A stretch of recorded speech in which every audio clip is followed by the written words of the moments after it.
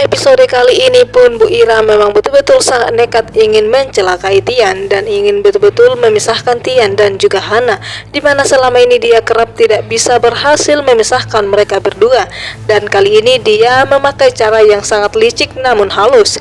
Di sini pun Bu Ira berpura-pura memaafkan dan menerima hubungan Tian dan juga Hana, dan dia pun lebih parahnya di mana dia berpura-pura sedang sakit parah, dan di sini pun seorang anak yang tidak tega melihat ibu kandungnya yang sedang tidak baik-baik saja, sehingga dia pun menjenguknya dan juga Tian. Dan di sini pun Hana menangis histeris melihat keadaan ibunya, dan di sini pun dia berharap kalau dia bisa merawat Bu Ira di rumahnya sendiri. Dan di sini pun Tian dan juga Hana sangatlah bahagia sehingga mereka pun tinggal di sana.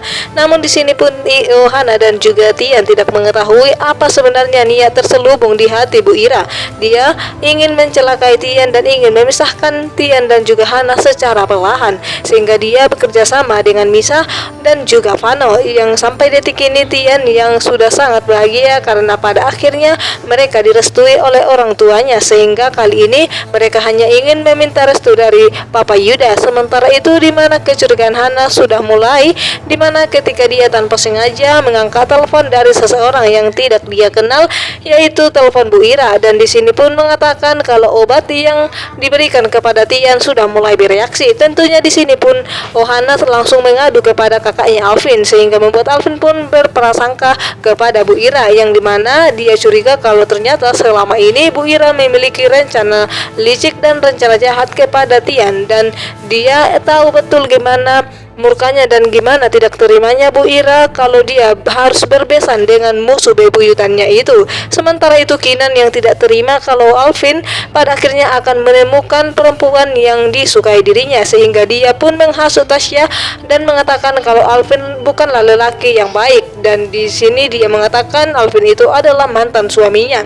Di sini pun Alvin tidak terima akan hal itu atas apa yang telah dilontarkan oleh Kinan kepada Tasya, sehingga dia mengatakan kepada Kinan agar tidak mencampuri apa yang dia lakukan saat ini karena mereka sudah bercerai dan sudah hidup masing-masing. Sementara itu di mana Nathan dan juga Tian yang sedang bertemu di sebuah kafe, di sini pun Tian mengetahui kalau ternyata Nathan masih sangat mencintai Hana walaupun dia sudah pergi ke luar kota untuk menenangkan hatinya. Namun Tian akan mengetahui dan mengatakan kepada Nathan kalau dia tidak berhak lagi untuk jatuh cinta kepada Hana karena mereka sudah resmi menikah secara agama dan juga secara hukum, sehingga membuat Nathan pun kecewa dan juga begitu sangat terkejut. Apa yang dia mimpikan waktu itu memang betul-betul kenyataan, dan dia pun tidak bisa mencegah Hana dan juga Tian agar tidak menikah. Sementara itu di sini pun Misa dan juga Vano begitu sangat terkejut ketika bukanlah Bu Ira yang mengangkat telepon itu. Dia sudah keceplosan dan mengatakan kalau obat yang diberikannya kepada Tian sudah mulai bereaksi.